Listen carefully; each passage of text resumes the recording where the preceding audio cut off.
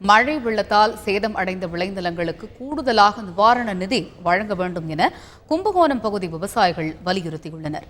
கும்பகோணம் நகராட்சிக்குட்பட்ட திருப்பனந்தாள், கட்டாநகரம், முட்டக்குடி, பந்தலூர் ஆகிய இடங்களில் 50,000 ஏக்கர் விளைநிலங்கள் வெள்ள நீரில் மூழ்கியுள்ளன. மழைநீர் வடியாததால் நெற்பயிர்கள் அழுகும் நிலை ஏற்பட்டுள்ளது. இந்த நிலையில் சேதமடைந்த விளைநிலங்களுக்கு அரசு அறிவித்துள்ள நிவாரணம் போதாது என்றும் ஏக்கருக்கு 10,000 ரூபாய் நிதி வழங்க வேண்டும் என்றும் கும்பகோணம் பகுதி விவசாயிகள் வலியுறுத்துகின்றனர். கூடுதல் நிவாரணம் வழங்காவிட்டால் தங்களது இழப்பை ஈடு செய்ய முடியாது எனவும் அவர்கள் வேதனை தெரிவிக்கின்றனர். தமிழக அரசு ஒரு ஹெக்டேருக்கு 13,500 ரூபா நிவாரணம் அறிவிச்சிருக்கிறாங்க. பார்த்துக்கிட்டிங்கன்னா ஒரு ஏக்கருக்கு 3,500 ரூபா வீதம் தான் வருது. ஆனால் 10,000 ரூபாய்க்கு மேலே செலவாக இருக்குது. வங்கிகளில் வாங்கின கடனை கூட அடைக்க முடியாது போல இருக்குது. அப்படியாப்பட்ட சூழ்நிலையில் 3,500 ரூபா விவசாயிகளுக்கு போதுமானதாக இருக்காது. விவசாயிகளுக்கு ஏதாவது நிவாரணம் வழங்கணும்னு அரசு நினைச்சதுன்னா ஒரு ஏக்கருக்கு 10,000 வீதம் வழங்கினாதான் விவசாயிகளுக்கு கட்டுப்படி ஆகும்.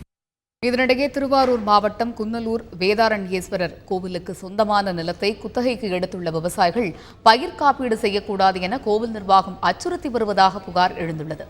இந்த விவகாரத்தில் அரசு தலையிட்டு நடவடிக்கை எடுப்பதோடு பாதிக்கப்பட்ட விவசாயிகளுக்கு நிவாரணத் தொகை கிடைக்க வழிவகை செய்ய வேண்டும் எனவும் அனைத்து விவசாயிகள் சங்கங்களின் ஒருங்கிணைப்பு குழு தலைவர் PR பாண்டியன் வலியுறுத்தியுள்ளார்.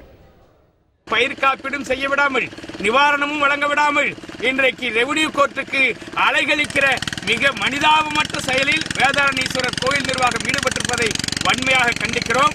போர்க்களத்தில் இருப்பது போல அந்த மக்கள் இன்றைக்கு அடைத்துக் கொண்டு அந்த தண்ணீரில் தத்தளித்துக் கொண்டிருக்கிற மக்களை பாதுகாப்பதற்கு தமிழக முதலமைச்சர் உரிய நடவடிக்கைகள் மேற்கொண்டு அவர்களுக்கு நிவாரணங்கள் கிடைக்க வேண்டும்.